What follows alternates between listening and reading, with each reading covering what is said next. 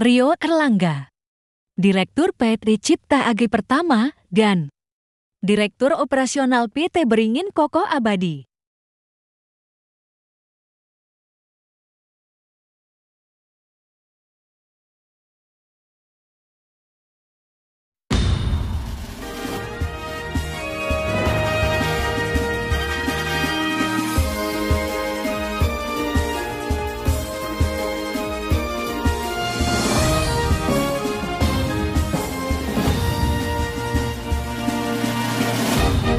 Saya belajar tentang potensi pertanian, di mana ternyata potensi bisnisnya begitu luar biasa. Sehingga saya putuskan harus fokus. Saya putuskan waktu itu untuk resign dari Astra. Saya ingin coba untuk berbisnis di agribisnis, khususnya di pertanian waktu itu. Cuman belajarnya waktu itu masih Google, ya via Google saya belajar. Berjalan waktu saya butuh mentor, butuh guru gitu ya Pak ya, yang memang sudah sukses di pertanian. Saya browsing di Google, dapatlah nama Wayan Supatno. Nah di situ saya mulai kontak beliau, kemudian saya belajar dengan Pak Wayan. Alhamdulillah beliau sangat respon ya dengan anak-anak muda yang memang mau masuk ke dunia pertanian. Saya diajarkan banyak oleh Pak Wayan gitu ya, kiat-kiat berbisnis di pertanian seperti apa, sehingga saya terapkan ya, sehingga saya berani memulai usaha yang pada akhirnya usaha itu berkembang ternyata cukup cepat dan cukup signifikan di pertanian. Mulai dari hulu saya mapping sampai dengan hilir, kemudian saya buat industri. Ya, singkat ceritanya saya buat industri, kemudian juga sampai saya buat ekspor, khusus proses untuk ekspor. Nah, di sini menjadi satu ekosistem yang terintegrasi. Ya, jadi mulai dari hulu saya coba kembangkan, baik inti plasma maupun dengan masyarakat plasma, berdasarkan kebutuhan dari hilir yang sudah kita petakan.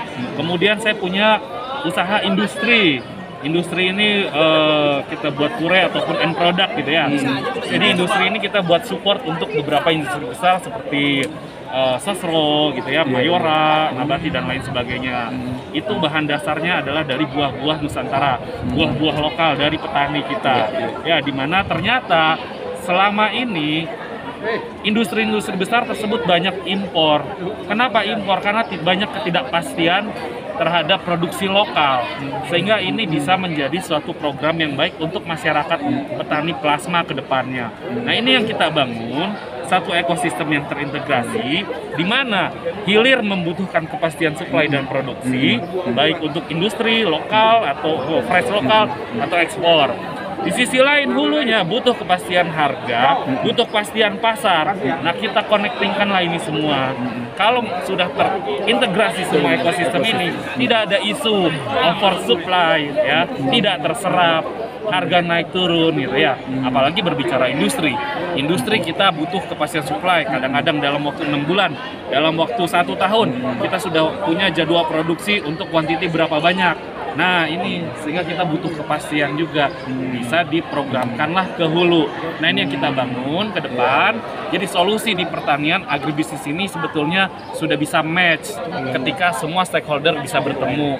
Kemudian program-program di masyarakat juga melibatkan stakeholder pemerintah daerah, pemerintah pusat, lembaga keuangan, ya. Kemudian juga off-taker. Nah, kita gabungkan semua itu sehingga menjadi satu solusi agribisnis. Kalau Mas Rio kan masih muda nih. Ya. Nah, ini kalau bicara dalam konteks PPAD nih. Betul. Nah, kira-kira umur yang sudah tidak muda lagi ini sebenarnya tidak ada waktu terlambat ya.